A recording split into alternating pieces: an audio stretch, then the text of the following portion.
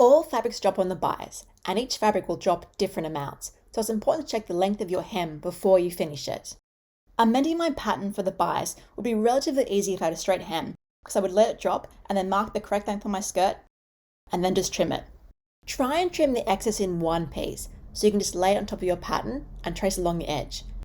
If your pattern is symmetrical, make sure you trim the same amount off each side. The best way to do this is just find the average and make sure your lines are nice and smooth.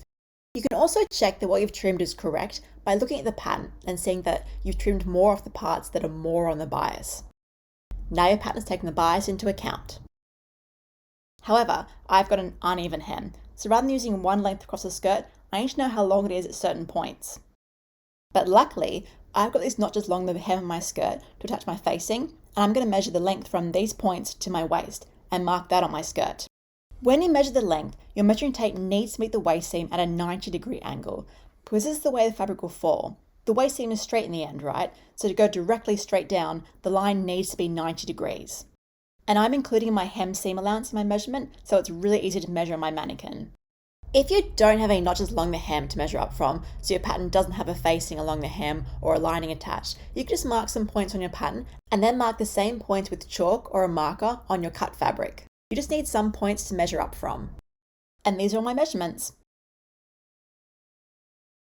And 24 hours later, I'll remove my crinoline tape. I'm going to put crinoline tape inside my facing to help give my skirt more volume. So I decided to pin the tape to my hem while I waited for the fabric to drop on the bias. The tape just added a bit more weight and helped the skirt drop faster. Then I'll start checking my skirt length. So I'm just looking for the notches along the hem and measuring directly up. And I've got my pattern on the floor here, so I can see how long each section should be. If it isn't the same length, so that part is on the bias, I'll mark the correct length with my marker. And usually I would trim on the mannequin, but I'm not feeling confident with all these curves, so I'll remove it and put my pattern on top. So I've got my skirt, I'm just pinning the pattern on top. You'll notice I've got some pins here. I did use a purple vanishing marker to mark the points, but I don't know if it's the humidity or the fabric. But once I removed the skirt from the mannequin, all the marks were gone, so I had to redo it with pins. And I'm just laying my pattern on top, so the notches along the hem match up with their corresponding pin. When you trim the hem on the bias, the shape of the hem will stay the same. All you're doing is making it shorter at the points on the bias. So I'm using my pattern and angling it here so I can get the correct shape, the correct curve of the hem. Then I'll trim along the edge. You can kind of check your work as you go. Make sure the part that you're removing the most from is actually on the bias. Also, just a side note, my hem length did end up becoming a bit shorter, so I had to take a bit off the facing at the seams.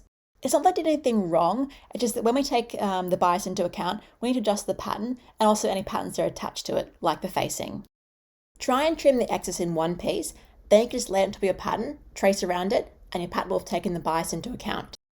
Each fabric drops differently though, so if you're making your skirt or dress in different fabrics, repeat the same process for each fabric, and if your pattern is going into production, you need to make a separate pattern for each fabric. Now that my hem has taken the bias into account, I can finish my hem. If you need more pattern cutting help, head to my website, clickedpatternkits.com, and subscribe to my newsletter. Then I'll send you the 10-step pattern checklist I use before sending my patterns to production, as well as a discount code to get 10% off your first Clicked Pattern Kit order. I've got lots more pattern making and sewing videos coming up, so subscribe to my channel to learn how to bring your designs to life.